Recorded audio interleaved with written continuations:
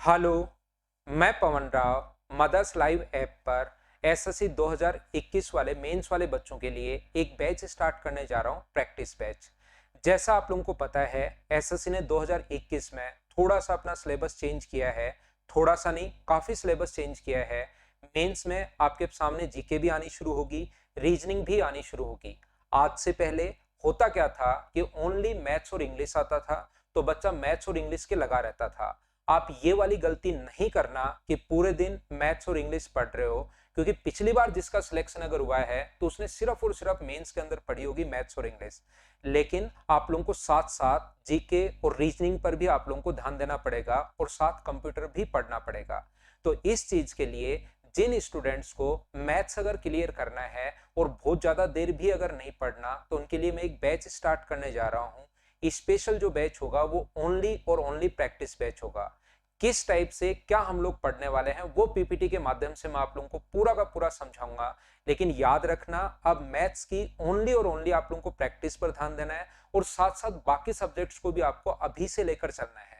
क्योंकि किसी भी पुराने स्टूडेंट से अगर आप लोग पूछोगे जिसका सिलेक्शन हुआ है, तो उसने तो मेंस में आज तक मैथ्स और इंग्लिश ही पढ़ा है, लेकिन आपको अब सभी सब्जेक्ट साथ लेकर चलने पड़ेंगे। और उसमें से जो मैथ्स वाला पोर्शन है वो आप लोग मेरे भरोसे छोड़ सकते हो। जो 19 तारीख से इवनिंग 4 से 5 1 आवर की डेली अपने मेरी प्रैक्टिस होगी आप लोगों के लिए।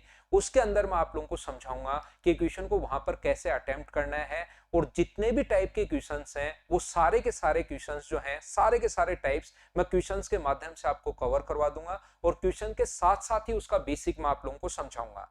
तो इसको किस टाइप से हम लोग पढ़ेंगे, ये जो बैच स्टार्ट है ये एक प्रैक्टिस बैच है, ध्यान रखना। स्पेशली मेंस वाले बच्चों के लिए, या कोई दूसरा बच्चा भी अगर प्रैक्टिस करना चाहता है, मेरे साथ साथ प्रैक्टिस बैच में आना चाहता है, 10+2 का स्टूडेंट या सीएचएस सीजीएल का स्टूडेंट जो प्रैक्टिस करना चाहता है, स्पेशली ये जो बैच होगा वो मेंस तक होगा और अप टू मेंस होगा।